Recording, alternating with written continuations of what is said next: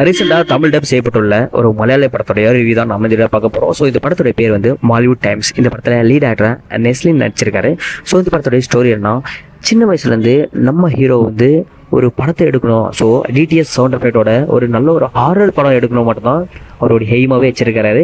கொஞ்சம் கொஞ்சமாக வளர அவருடைய ஷார்ட் ஃபிலிம் ஆகட்டும், கொஞ்சம் அந்த சினிமா மேலே இருந்தோடைய ஆர்வம் வந்து அதிகமாக எப்படியாச்சும் நம்ம வந்து ஒரு மாலிவுட் ஆனால் அதாவது மலையாள சினிமாவுக்கு வேற லெவலில் ஒரு கம்பேக் பிளாக் பஸ்டரான ஒரு படத்தை நம்ம இறக்கணும். ஒரு படம் நம்ம லைஃப்பையே மாற்றணுன்ற அளவுக்கு ரொம்ப ரொம்ப யூனிக்கான ஒரு படத்தை எடுக்கணும்னு நினைக்கிறாரு.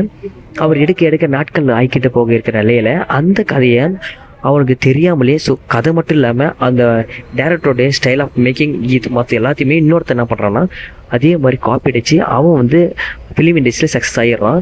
நம்ம ஹீரோவுக்கு இதனால் ரொம்ப மன உளைச்சல் ஆகி நிறைய பேர் வந்து அவங்களுக்கு வந்து ஒரு ப்ரொடியூசர் ஆகட்டும், கூட நடிக்கிற ஆக்டர் ஆகட்டும், அப்புறமா ஒரு டேரக்டருடைய அசிஸ்டன்ட் டேரக்டர் ஆகட்டும், இந்த மாதிரி நிறைய பேருக்கு வந்து சேனலுக்கு வந்து ரெஜிஸ்ட்ரேஷன் கிடைக்குது. ஆனால் நம்ம ஹீரோ இவ்வளோ கஷ்டப்பட்டோம், அவருக்கு ஒரு நல்ல ஒரு எதிர்காலம் அமையாதனால அவருக்கு வந்து ரொம்ப மன உளைச்சலுக்காக கடைசியில் அவருடைய படம் ஒரு மிகப்பெரிய சக்ஸஸ் ஆகுதா இல்லையா, கடைசியில் அவருக்கு என்னதான் ஆச்சுன்றதான் படத்தோட மீதி கதை.